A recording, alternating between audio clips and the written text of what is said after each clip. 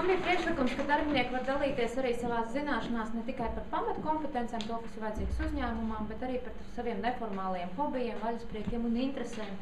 Jo tādējādi cilvēki iepazīst viens otru arī kā Ievu, Jāni, Ilze, ne tikai kā kolēģi no blakus nodaļas, un mēs panāktu varbūt tādu lielāku piesaistu uzņēmumam. Tad es nosaucu to projektu Hobiju mēnesis. Bet mans tāds atvērtais jautājums ir tiešām par šo tēmu. Es esmu arī ilgi jau domājusi, cik lielā mērā cilvēki gribēs dalīties par ļoti, par privātiem hobijiem, faktiski, ko viņi veic ārpus darba laika, cik viņi gribēs par to dalīties ar citiem kolēģiem.